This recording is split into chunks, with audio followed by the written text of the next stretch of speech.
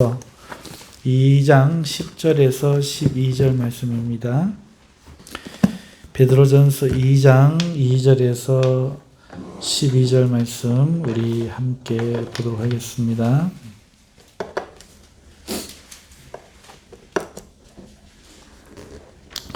찾으셨으면 우리 10절부터 같이 봉독하도록 하겠습니다. 너희가 전에는 백성이 아니더니 이제는 하나님의 백성이요 전에는 긍휼 얻지 못하였더니 이제는 긍휼을 얻은 자니라. 사랑하는 자들아 거류민과 나그네 같은 너희를 권하노니 영혼을 거슬러 싸우는 육체의 정욕을 제어하라. 너희가 이방인 중에서 행실을 선하게 가져 너희를 악행한다고 비방하는 자들로 하여금 너희 선한 일을 보고 오시는 날에 하나님께 영광을 돌리게 하려 함이라. 아멘. 베드로전서 강해를 시작하고 오늘로 6번째 주가 되었습니다. 우리는 지금까지 앞서서 거듭남에 대한 그 베드로 사도의 말씀을 저희가 듣고 있는데요. 씨는 생명을 품는 신비이죠. 육신뿐 아니라 이것이 영적인 생명에 대한 것도 그렇다고 씨를 비유로 설명하는 겁니다. 생명은 그 기원이 항상 있죠. 마찬가지로 이 영적인 생명도 하나님으로부터 나오는 것입니다. 그리고 이 영적인 생명은 그 씨 안에, 그러니까 하나님 말씀 안에 들어 있습니다. 그 씨가 우리 사람 안에 떨어질 때 그 씨로 인하여 사람이 거듭난다 이렇게 말씀하고 있습니다. 그리고 거듭나고 새로 난 사람은 육신의 사람이 아닙니다. 거듭나고 새로 난 사람은 육신의 몸인 이 사람과 안에 영적으로 다시 태어난 사람이라는 두 존재가 공존하게 됩니다. 거듭나기 전에는 이 몸이 인식하는 것과 몸이 필요한 것이 우리 동기가 되는 삶을 살고 정신은 그것을 어떤 기준으로 우리가 이해하느냐에 따라 그 상태가 결정됩니다. 하지만 영혼이 새로이 된 존재는 이 육신적인 삶에 거부 반응을 보이게 되고 하나님의 진리에 대하여서는 살아있어서 그때부터 호감을 갖게 됨으로써 차차로 달라지는 삶의 경향을 보인다 하는 것입니다. 이것을 베드로 사도는 젖을 먹는 어린아이부터 시작해서 이 어린아이가 자라서 어떤 성인이 되어야 하는 것으로 설명을 했습니다. 그리고 그 성인은 예수 그리스도죠. 그리고는 그 중간 아이와 이 성인 사이 이 자라나는 과정 가운데 필요한 것은 교육인데 이것을 2장 2절에서부터 10절까지 거듭난 존재의 정체성을 드러냄으로써 이 교육을 지금 하고 있는 겁니다. 9절의 말씀에 너희는 택한 족속이고 왕같은 제사장들이고 거룩한 나라고 소유된 백성들이다. 이렇게 정체성, 네가 누군가 이거를 교육의 본질로 보고 누군가를 알면 무엇을 해야 하는가, 어떻게 살아야 하는가를 알기 때문에 이것을 가르치는 것이죠. 그리고 오늘 이 읽은 본문 10에서 12절 중에 10절은 앞에 있는 9절에 이어지는 말씀이에요. 11절에 이어지는 말씀이라기보다는 9절에 이어지는 말씀입니다. 정체성에 연결된 말씀입니다만 저는 오늘 어떤 이유로 해서 11절에서 12절과 이어서 한 설교의 범주로 잡고 여러분에게 설교를 시작했습니다. 이는 분명한 한 가지 이유가 있기 때문에 그렇습니다. 하지만 먼저 설명해야 하는 것은 그것이 아니라 앞서 말씀드린 이 정체성과 10절의 내용에 대한 것입니다. 이걸 먼저 설명해야 됩니다. 그 이후에 본문을 왜 이렇게 잡은 것인지 그 필요성에 대해서 말씀드리려고 합니다. 먼저 10절 말씀, 오늘 읽은 10절 말씀 너희가 전에는 백성이 아니더니 이제는 하나님의 백성이요 전에는 긍휼을 얻지 못하였더니 이제는 긍휼을 얻은 자니라. 이 하나님의 말씀은 우리에게 너무 중요한 말씀입니다. 오늘 이 10절의 말씀은 굉장히 중요합니다. 거듭거듭 말씀드리지만 이것은 우리의 믿음에 있어서 너무나 소중한 말씀입니다. 우리는 예전에 하나님의 백성이 아니었습니다. 그러면 누구의 백성이었습니까? 바로 마귀의 백성이었습니다. 다른 말로 세상에 속한 자들이었죠. 인류는 하나님을 거역하고 선악과를 먹고 불순종한 결과 모두가 마귀에게 속하여져 버렸습니다. 마귀와 함께 멸망받는 자, 저주받는 자가 되었고 심판을 받게 될 운명이 되었던 거죠. 당연히 마귀가 하나님과 원수가 된 것처럼 원수가 된 것입니다. 그때는 하나님의 긍휼하심을 얻지 못한 그런 존재였습니다. 그런데 이제 하나님의 백성이 되었다 10절에 말하고 있습니다. 어떻게 하나님 백성이 됩니까? 여권을 사서 가는 것도 아니고 이주하는 것도 아니고 어떻게 됩니까? 하나님의 말씀, 곧 영적인 씨를 믿음으로 받음으로써 다시 거듭나 하나님의 백성이 되는 겁니다. 그게 앞에까지 이야기를 한 거죠. 하나님의 씨, 영적인 씨, 영적인 생명을 주는 씨, 그 씨가 죽은 우리에게 떨어져서 그 씨가 우리를 거듭나게 하는 것입니다. 우리는 멸망의 존재에서 다시 태어나 하나님의 백성이 된 겁니다. 가만히 있다가 티켓만 한 장 딱 받아서 시민권 나왔네? 아닙니다. 다시 어게인 하는 것입니다. 다시 출생하는 것입니다. 하나님의 씨로 말이죠. 이게 너무도 중요해서 앞에 자세하게 젖먹이 이야기부터 시작해서 베드로 사도가 이야기를 합니다. 그리고 이 이야기 부분이 교육 부분이라고 분명히 말씀을 드립니다. 우리가 누군지를 아는 것이죠. 전에는 그렇기 때문에 우리가 하나님의 백성이 아니었기 때문에 마귀에게 속해 있었기 때문에 하나님의 긍휼이 여김을 우리는 받지 못했지만 이제는 하나님의 백성으로 다시 났기 때문에 태어났기 때문에 소속되었기 때문에 하나님이 이제는 우리를 긍휼히 여기시고 돌보아 주시는 존재가 된 것입니다. 이것이 10절의 말씀이죠. 내용이죠. 이걸 아는 것은 너무나 중요한 일이라고 말씀을 드렸습니다. 왜 그런가 하면 믿음은 여기서부터 출발하기 때문에 그렇습니다.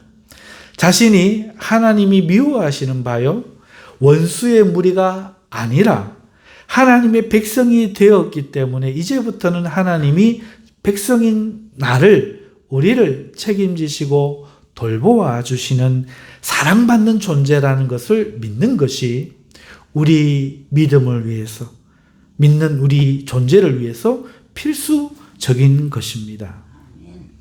우리의 믿음은 이것을 붙잡을 때 이로 인하여 용기를 얻는 겁니다.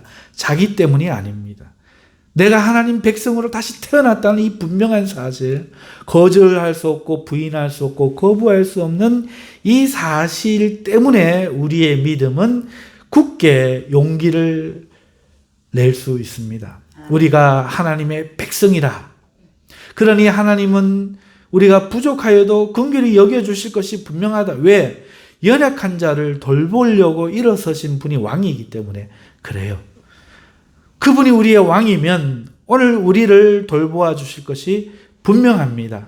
우리가 다시 태어나서 백성이 되었기 때문에 우리가 누군가로부터 해를 받는 일에 있어서 그분이 나설 것이고 해결해 주실 겁니다. 우리가 가난하여 살아가도록 방치하고 버려두지 않을 겁니다. 적이 침입할 때에 우리를 노력하려고 할 때에 방치하지 않으시고 나서서 적을 물리쳐 주실 것이 분명합니다. 왜? 하나님이 우리의 왕이기 때문에 그렇습니다. 그분은 그것을 자기의 일로 책임으로 여겨줄 것이기 때문에 그렇습니다. 이것이 이제는 우리가 하나님이 백성이 되었다는 뜻입니다. 이러한 믿음이 오늘 우리로 하여금 하나님을 섬기게 하고 그 섬기는 그 사실로 인해서 또한 감사하고 기뻐하게 만들 수 있습니다.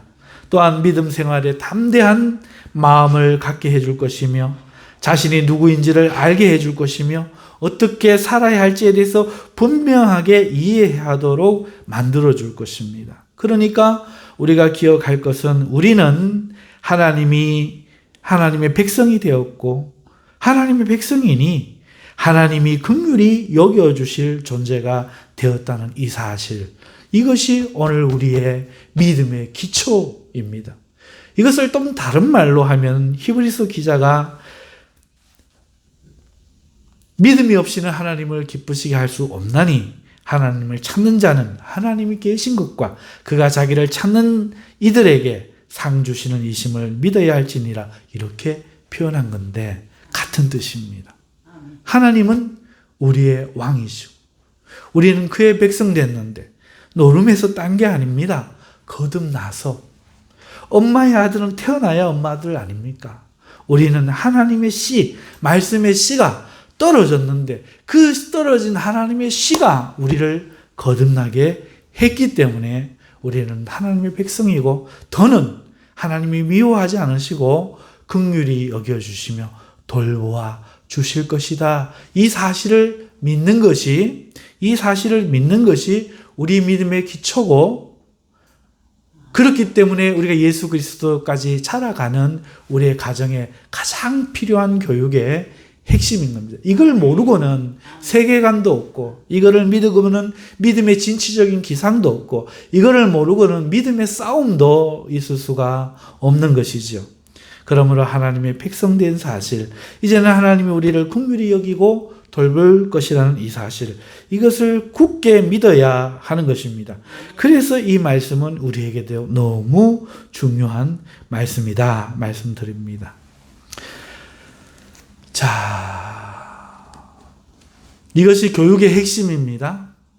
그런데 이 사실을 붙들면서도 그러는 한편, 반대하는 것이 아니라 그러고 있는 한편, 반대는 반대쪽입니다. 상반되는 쪽입니다.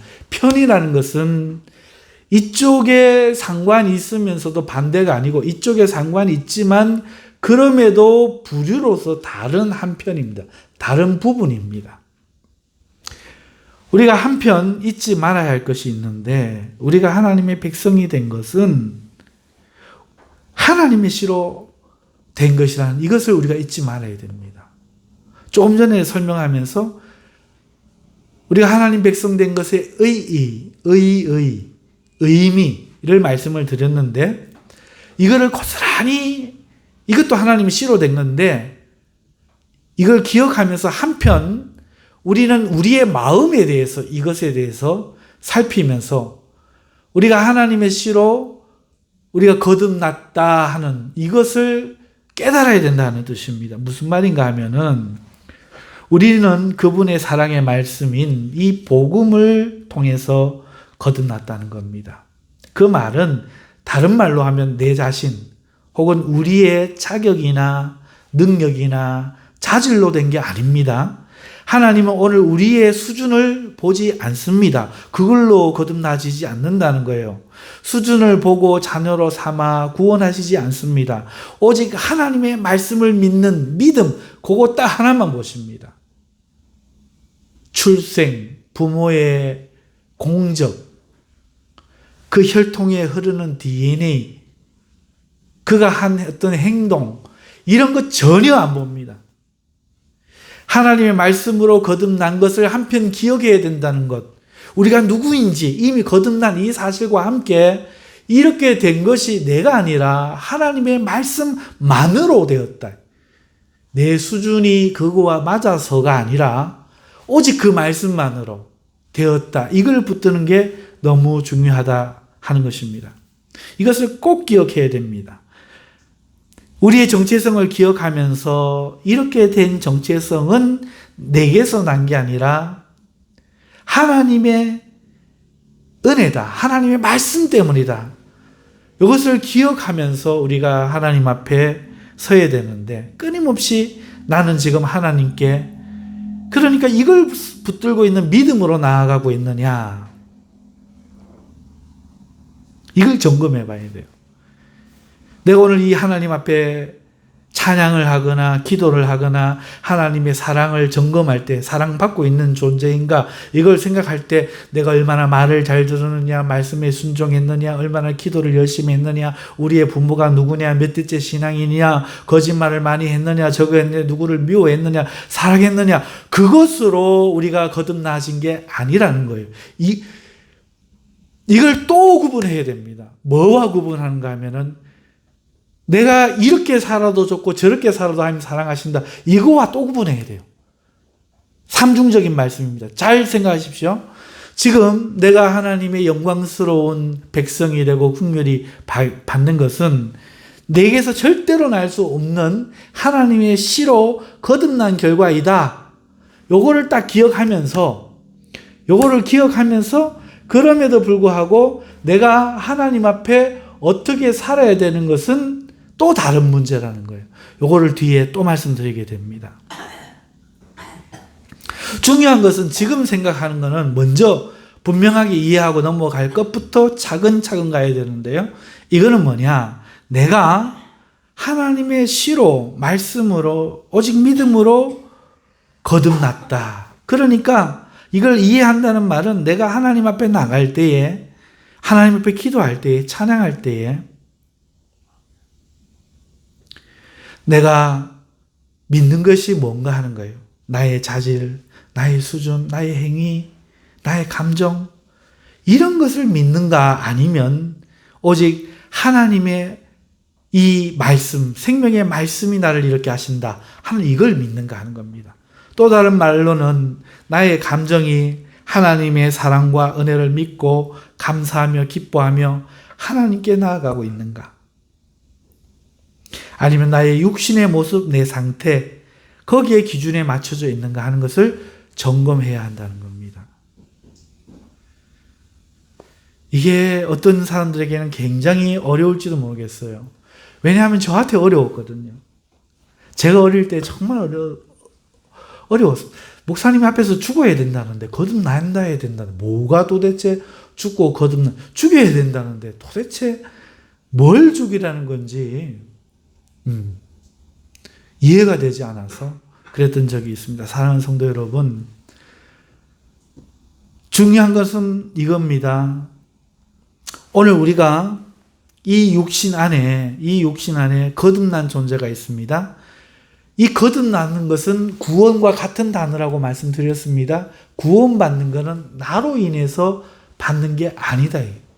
그러니까 내가 뭔가 잘해서 하나님이 기뻐하시는 게 아니다.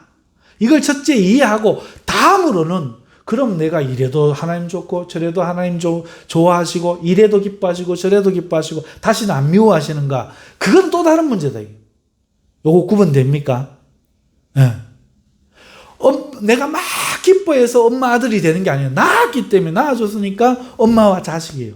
그런데 태어나서 내가 그러면 자식이니까 막 엄마한테 욕도 해도 되고 말도 안 들어도 되고 함부로 살아도 되고 아무거나 먹어도 되는가? 그 문제와 이 태어나는 문제가 다르다 이거예요. 이 설명을 못 해주더라고요. 너무너무 힘들었어요. 어렸을 때. 저게 무슨 말인가?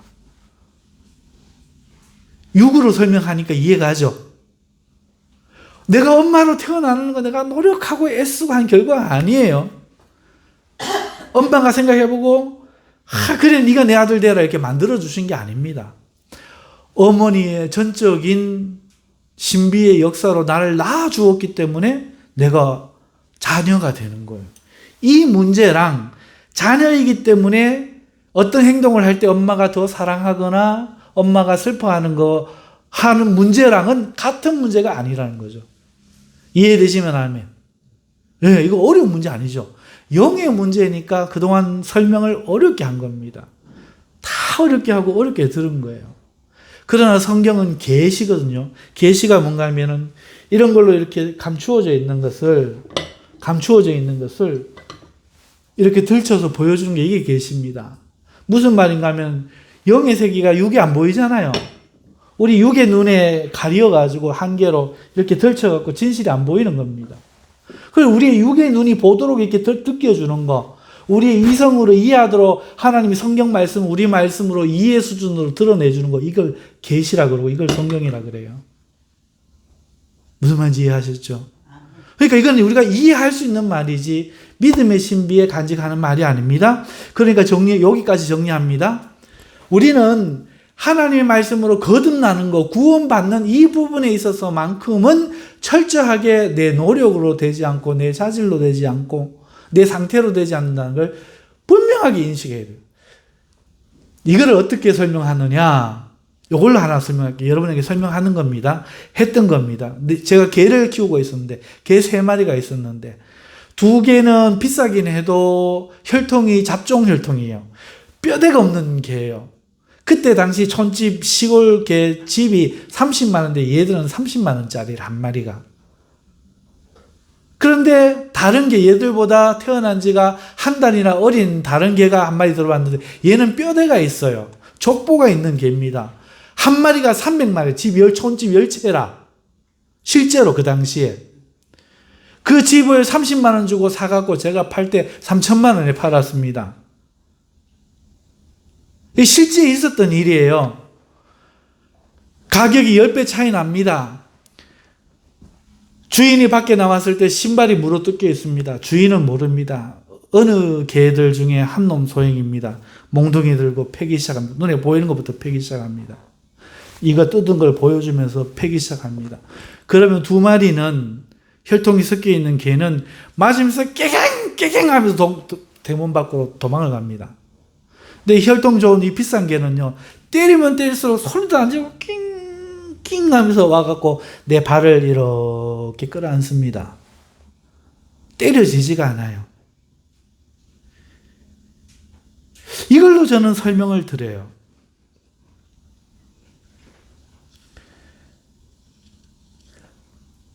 하나님의 자녀로 태어나는 것은 도저히 절대로 우리의 어떤 그걸로 되지 않고 하나님의 은혜로만 되는데, 그런데 오늘 우리가 하나님을 기쁘시게 하는 것은 오늘 우리의 행위로 능히 기쁘시게 할 수가 있는 겁니다.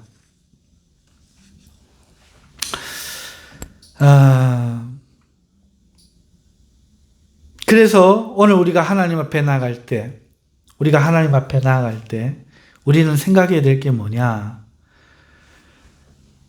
때려도 주인이 날 사랑한다는 걸 믿는 것처럼 내가 하나님 백성이나 이 사실 하나만 붙들고 하나님 앞에 나가야 돼요. 엉금엉금 기어서. 이걸 이야기하고 싶은 겁니다. 절대로 도망치지 말아요. 내가 잘못했다고. 하나님이 지금 잠시 고통을 주고 나를 매드는 것 같다고 하나님 나 미워하는가 봐. 이렇게 하죠. 잘못은 잘못일 뿐 사랑하는 자녀를 때리지 않는 자녀는 죽은 아들이에요. 사랑하니까 때리는 거야. 그러니까 하나님 앞에 사랑받는 백성이 되고 긍휼히 여김을 받는 것은 내게서 나는 게 아니야. 무조건 하고 하나님의 백성으로 하나님 말씀 때문에 거듭난 이 이유. 그러니까 믿음이 있으면 무조건 하고 하나님이 날 사랑한다. 이것만으로 나가야 된다. 그 말씀을 첫 번째로 드리는 겁니다. 그래서 우리가 기도할 때 예수님의 이름으로 기도하고 할 때 이 의미를 알고 우리가 기도해야 하는 것입니다. 자, 여기까지가 10절 말씀의 내용인데요. 앞서 설명드린 것처럼 이 구절은 9절과 있는 것이 더욱 문맥적으로 맞는 분류입니다.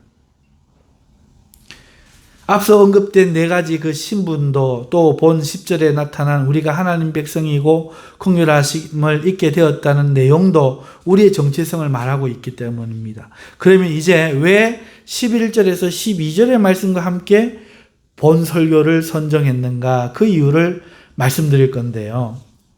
11절과 12절은 앞에 살펴본 우리의 영광스럽고 긍정적인 정체성과는 사뭇 대비되는 내용을 다루고 있습니다. 첫째, 베드로 사도는 11절에 우리 자신을 거류민과 나그네로 표현하고 있어요. 우리를 거류민, 나그네. 왕 같은 제사장, 택하신 족속, 이거 많이 좀 다른 내용이죠. 그러니까 그때보다는 긍정이 아니라 부정에 가깝죠. 둘째, 육체의 정욕을 제어하라고 말합니다. 앞에서는 마음대로 할 수 있을 것 같은데 여기서는 육체의 정욕을 제어하라고 말합니다. 긍휼함을 입었다고 말하면서 정욕을 제어하라 이렇게 명령하고 있는 겁니다. 셋째는 12절에 나타난 대로 우리의 행실이 사람 앞에 하나님께 영광을 돌리는 것이 될 수도 있고 그 반대가 될 수 있다고 경고하고 있습니다.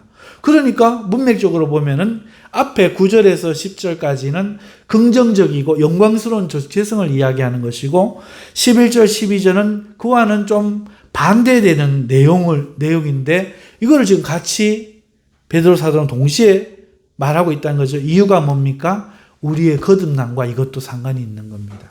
자, 그걸 설명을 드립니다. 우리가 새로이 태어나서 영적으로 우리의 몸의 존재와 영혼의 존재로 존재하고 있다고 말씀드렸습니다. 그러니 영혼으로서는 하나님의 백성이란 존귀한 존재지만 육으로서는 여전히 멸망받을 육신의 영향을 가지고 살아가고 있는 거예요.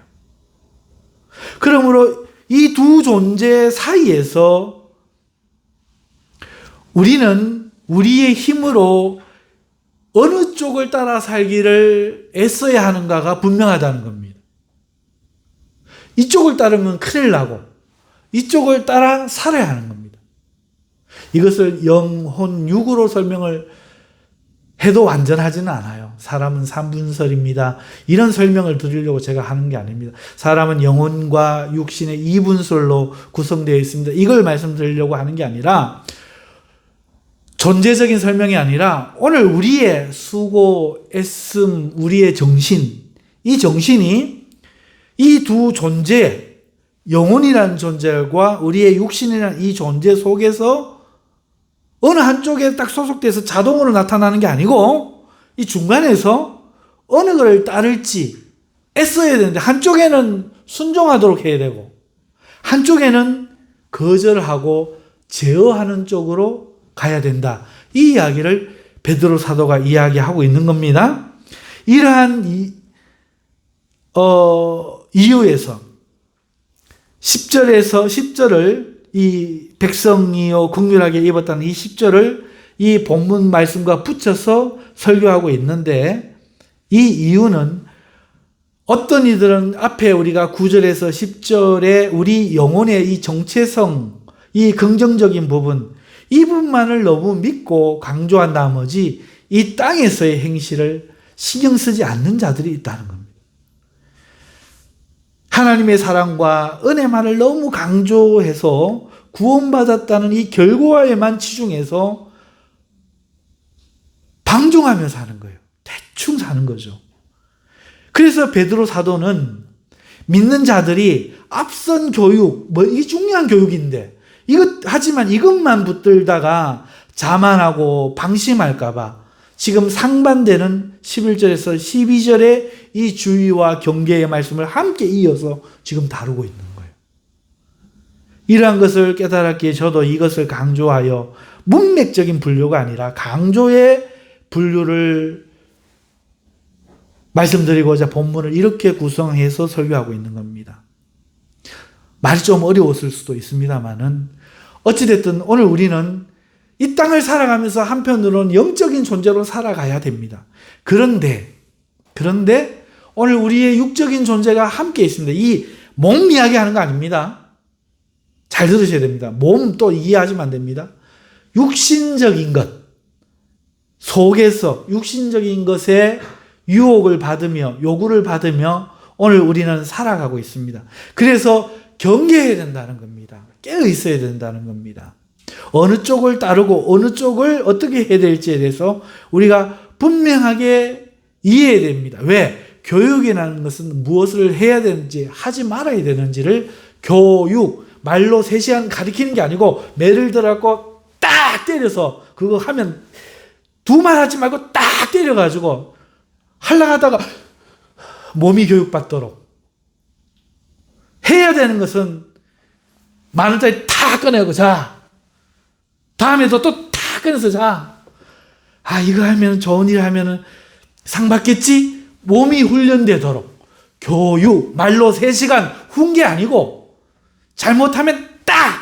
잘하면 상. 몸을 교육. 그러니까 베드로 사도가 지금 너희의 정체성 상급, 그리고 잘못하면 이렇게 돼. 지금 이 교육 차원에서, 왜? 교육을 지금 다루고 있기 때문에. 어린아이 젖먹이 거듭난 생명이 젖먹고 이제 그리스도까지 자라가면서 사람이 사람다워지는 것은 교육이기 때문에. 말도 교육받아 제주도로 가기 때문에. 공자도 맹모도 시장판에 있으면 맹자가 안 됐기 때문에. 교육이기 때문에. 교육은 몸을 가르치는 거기 때문에. 이야기를 알아듣게 설명하는 게 아니라 몽둥이와 당근으로 가르치는 게 교육이기 때문에. 지금 이렇게 교육 부분에 대해서, 교육의 중심에 대해서 이야기하는 겁니다.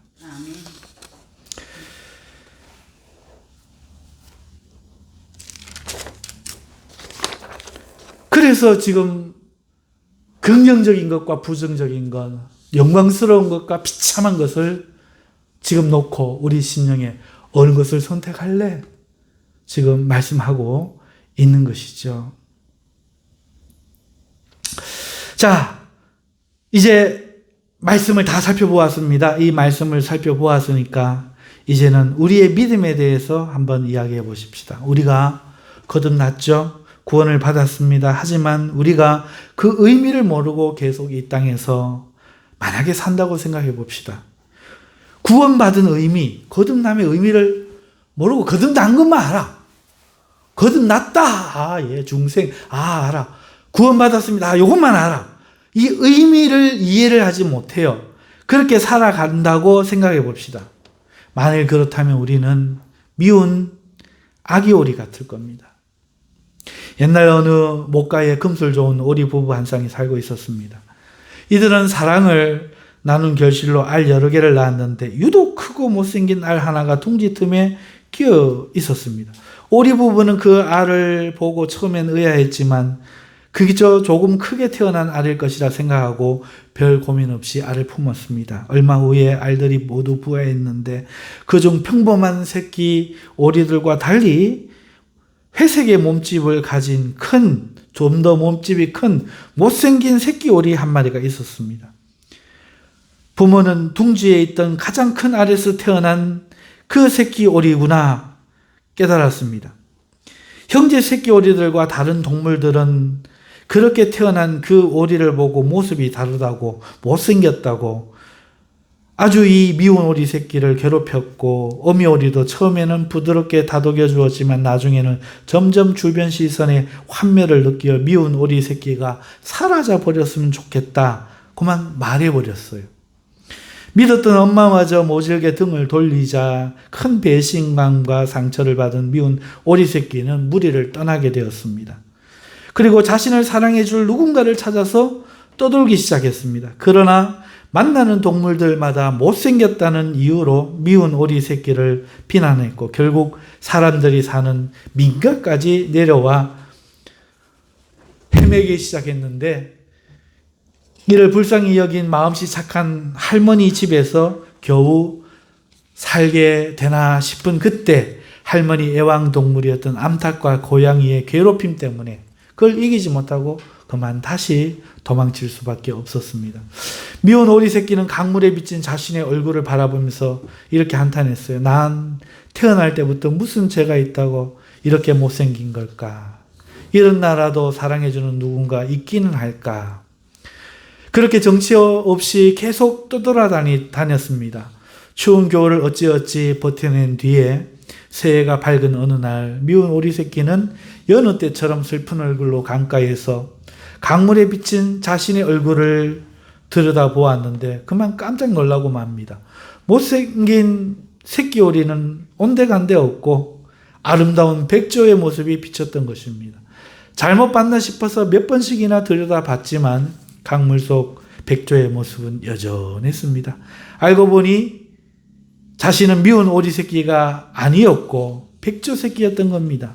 그렇게 미운 오리 새끼는 오리보다 못생겼었지만 오리보다 훨씬 아름다운 백조가 되어서 백조의 무리에 합류하여 행복하게 살았다 하는 이야기가 있습니다. 우리 성도들은 이 이야기 속에 미운 아기 오리와 굉장히 비슷하다 말할 수 있어요. 이 세상이란 둥지에 하나님의 알이 어느 날 거듭남으로써 같이 살게 되었지만 우리는 세상의 일원이요 가족인 줄 알고 사랑받으려고 하며 함께 어울려 살려고 하지만 우리의 모습은 그들 보기에 너무 못나 보이는 겁니다. 놀림받고 괴롭힘을 받는 것이죠. 자신의 정체성을 몰랐던 아기 백조처럼 우리가 우리의 정체성을 모르고 살면 우리는 이 세상에서 천덕꾸러기가 돼요. 우리는 우리가 누구인지를 알고 살아야 됩니다. 이것을 알라고 지금 이 말씀을 주는 거죠. 갑바도기아와 아시아와 무시아에 흩어진 자기가 못생겼다고 세상에서 맨날 구박받고 핍박받고 쫓김받고 도망가고 그러는 너희들아, 너희는 하나님의 자녀들이다. 하나님의 백성이다. 속지 마라. 슬퍼하지 마라. 지금 말씀하고 있는 이 이야기가 들려야 됩니다. 만약에 우리가 이걸 모르면 우리는 백조처럼 슬퍼하면서 자신이 왜 이런 처지인지를 이해하지 못하고 예수님 믿는 게 기쁘지 않을 겁니다. 그러므로 우리는 자신이 누구인지를 분명하고 확실하게 알아야 합니다. 그러나 오늘 우리가 이 땅을 살 때 우리가 분명히 정체성이 하나님의 백성이라 할지라도 우리의 육신적인 경향과 속성을 무시하고 살 것이 아니라는 사실을 우리는 또 말씀을 통해서 보았습니다. 우리의 육체의 정욕이 우리 영적인 영혼의 정체성을 거스린다는 이 사실을 이해하고 제어하라는 명령을 우리는 베드로 사도에 받고 있습니다. 너희는 육체의 정욕을 제어하라. 육체의 정욕이란 무엇입니까? 오늘 읽은 11절을 원어 말씀으로 보면 사랑하는 자들아 거류민과 나그네 같은 너희를 권하노니 영혼에 대항하여 군복무하는 육신의 방식에 속한 충동을 억제하라 이런 말이 됩니다. 단순히 정욕이라고 번역한 이 에피디미아라는 이 단어는 충동, 사람이 어떨 때 충동 느끼는 거 있죠. 그 충동, 욕망, 갈등 이런 뜻을 가진 단어입니다. 그리고 이것이 육신의 방식이라는 거예요. 이 몸 아닙니다. 아까부터 몸 아니라고 말씀드리고 있습니다. 육신의 방식인데 충동, 욕망, 갈등 이런 것인데 육적인 것에 우리가 이 욕망, 충동, 갈등이 이 육적인 어떤 것에 속해 있습니다. 그리고 이 육신적인 정욕과 충동은 우리 영혼에 대하여 전쟁을 하는 군사처럼 적국의 군사같이 우리를 대항하고 있다. 이 말씀을 하고 있습니다. 그러니까 우리는 몸을 생각하면 안 되고요. 이 육신의 이 정욕을 이해할 때 육신, 곧 이 바디가 아니라 육신적인 삶의 방식에 나타나는 육신적인 삶의 방식, 하나님 진리를 따르는 게 아니라 몸을 중심으로 살아가는 육신적인 삶의 방식에 나타나는 어떤 충동, 정욕, 어떤 갈등 이걸로 이해를 해야 합니다. 다시 말씀드리지만 몸을 이거 미워하라 이런 뜻이 아닙니다. 예전에 실제로 위대한 교부들이 이거를 실천한다고 금식하고 저 나무 위에 30m 되는 나무 위에 올라가고 살고 안 내려오고 몸을 안 씻고 실제로 이게 몇백 년 있었던 역사입니다. 몇백 년을 교인들이 이렇게 했어요. 다시 말씀드립니다. 몸을 미워하라가 아닙니다. 육신적인 어떤 방식입니다. 그래서 몸을 미워해서 오늘 이 몸이 필요한 여러 가지 기능들이 있잖아요. 이걸 거부해라. 욕구들 있잖아요. 이걸 거부해라. 최소한으로 절제해야 한다. 이런 뜻이 아니라는 겁니다. 영적인 삶이 아닌 오직 육신만을 추구하는 부패한 모든 성질을 거부해야 한다. 이 뜻입니다. 먹는 것도 먹지 마라. 잠도 자지 마라. 좋은 옷도 입지 마라. 이런 게 아니에요. 몸을 최고로 몸 밖에 모르는 이 삶의 방식에 일어나는 저주받은 타락한 어떤 충동, 갈등, 거기에서 피어나는 정욕, 이거를 제어하라 이 뜻이에요. 이해가시면 아멘. 이게 영혼을 이게 군복무를 하는 거야. 뭐 하기 위해서? 내 영혼이 가는 것을 가로막기 위해서. 내 삶에. 이해가시면 아멘. 아멘. 예. 이것들이 내 몸이 아니고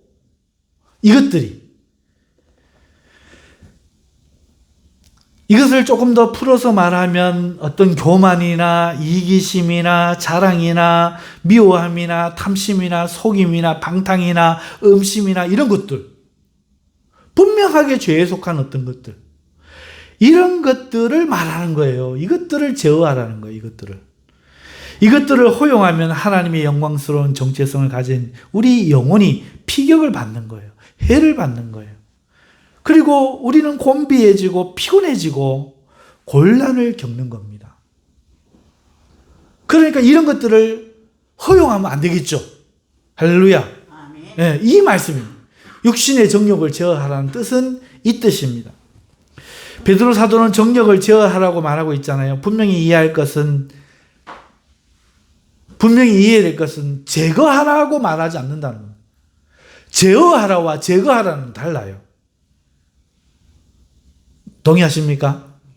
제어와 제거는 달라요. 제거는 없애는 겁니다. 그런데 오늘은 없애라고 말하지 않아요. 제어하라고 말하고 있습니다. 오늘 우리가 사는 동안에 이것들은 제거되는 것이 아니기 때문에 그래요. 우리가 사는 동안에 이 육신에 속한 삶의 타락한 경향들, 이 정욕들은 제거되지 않고 항상 위험 요소로 남아 있다는 뜻이죠. 그러므로 신자는 경고망동하지 말고 이를 경홀히 여기지 말아야 됩니다. 야, 구원받았으니 내 마음은 이제 천사와 같고 악은 들어올 수도 없고, 이렇게 살면 넘어지는 거예요. 자기를 대단하게 보는 거예요. 그리고 그런 특별한 14만 4천 명에 들어가려고 하는 거예요. 다 넘어지는 거예요. 아니요.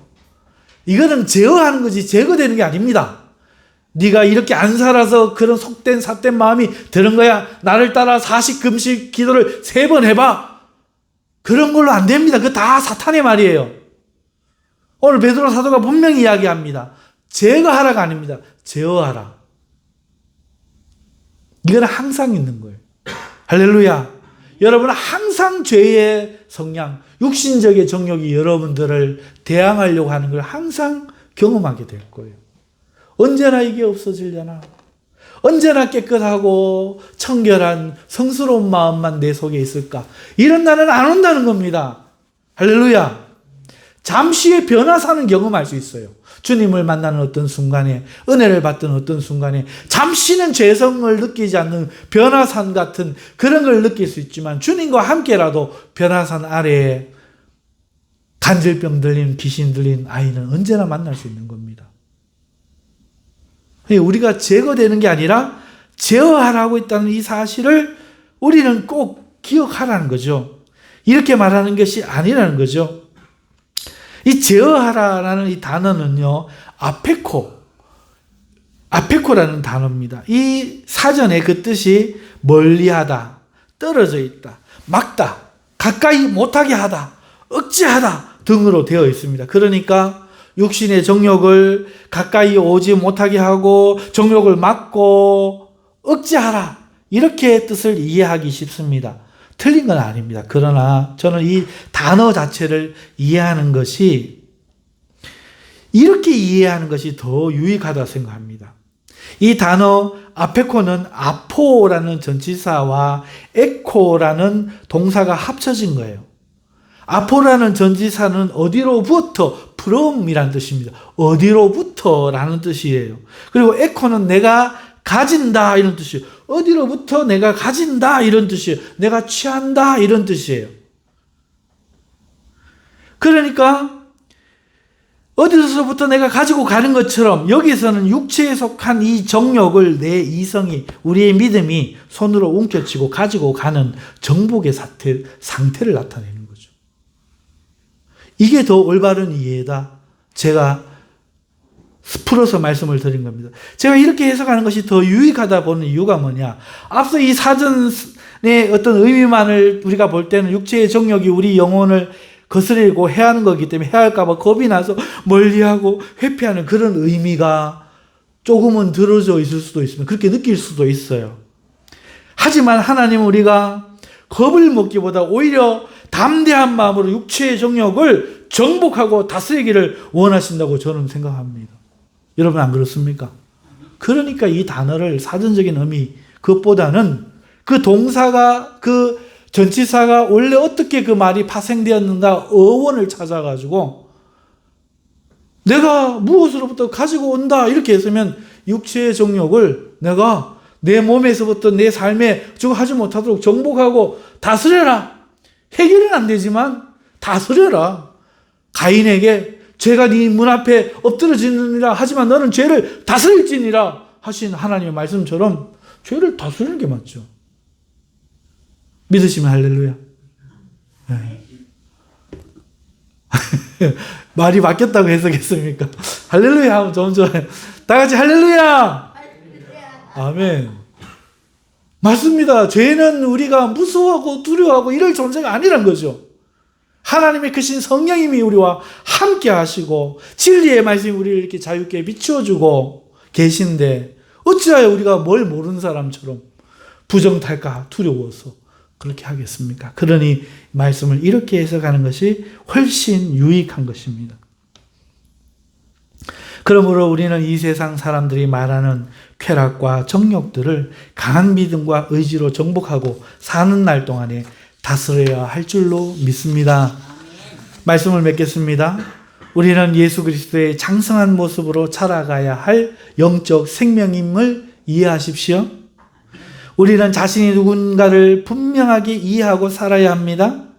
우리는 이 땅에 미움을 받아도 비루한 존재들이 아닙니다. 예수 그리스도를 닮은 영광스러운 존재입니다. 이것을 믿어야 합니다. 그러나 우리가 이 땅에 정욕들을 친하게 여기고 가까이 여기고 가족으로 여기고 여기서 그들과 함께 살면서 동질화되려고 한다면 우리의 영혼은 이 정욕의 대항으로 많은 해를 받을 것입니다. 그러니까 우리는 이 땅에 사는 동안에 정욕들이 우리에게 해가 된다는 이 사실을 깨닫고 우리는 이 정욕을 제어하며 살아야 할 줄로 믿습니다. 그래서 우리는 이 땅에 사는 동안에 정욕들이 우리를 해를 끼치지 못하게 하기 위해서 첫째는 자신이 누구인지를 분명하게 인식하고 그 다음에 어떻게 사는 것이 내 정체성에 합당한지를 날마다 궁리하면서 실천하면서 살아야 하겠습니다. 두 번째는 육신의 정욕들을 정복하고 다스리며 우리의 존귀한 모습이 해를 받지 않도록 노력해야 합니다. 제일 좋은 거는 기도입니다. 아멘. 아멘. 제일 좋은 건 기도입니다. 하다가 안 될 때는 금식 기도합니다. 따라합시다. 기도합시다. 안 되면 금식 기도합시다. 예. 어떤 정욕이나 어떤 내가 약한 게 있을 수 있어요. 사람마다. 다 달라요. 그거 해결하려고 하는데 안 돼. 그러면 거기까지 동의가 됐으면 그 자기의 모습을 깨달았으면 기도해야 됩니다. 부르짖어 기도해야 돼요. 입으로 기도해서 안 되면 부르짖어 기도해요. 부르짖어 기도 안 하면은 날짜를 정해놓고 시간을 정해놓고 간절히 기도해야 돼요. 그래도 안 듣잖아요. 금식 기도하세요. 3일이고 일주일이고 금식 기도 반드시 이깁니다. 할렐루야. 하나님의 능력이 나타납니다. 그 기도 외에는 하나님의 능력이 안 나타납니다. 그러니까 오늘 우리는 첫째, 내가 누구인지를 바르게 이해하고 거기에 걸맞은 삶이 무엇인지 성경의 가르침, 친구와 말할 때, 학교 생활할 때 늘 어떻게 하는 것이 맞는지를 생각하면서 궁리하면서 실천하면서 살아야 됩니다. 그리고 나를 이 죄 가운데 떨어뜨려서 이 영혼의 정체성을 해치려고 하는 이 정욕들을 기도로 물리쳐요. 어떤 약할 때는 그냥 끊어져요. 에이 안 해. 그러죠. 그거는 나를 지배하지 못하는 상태. 그런데 어떤 사람은 그걸 허용해가지고 의심이 막 드는 사람도 있어. 하나님 말씀이 맞는가? 뭐가 맞는가? 뭐. 의심하고 어떤 사람은 막 정죄하는데 막 그 마귀가 정죄하는 자잖아요. 마귀는 정죄. 마귀는 의심하고 분리하는 자잖아요. 그 마귀의 속성이 막 자기에 다 들어와 있어요. 그래가지고 막 사람을 자꾸 정죄하고 이건 저게 틀렸다, 저건 저게 틀렸다. 그 다음에 말을만 하면은 이런 것들이 들어와요.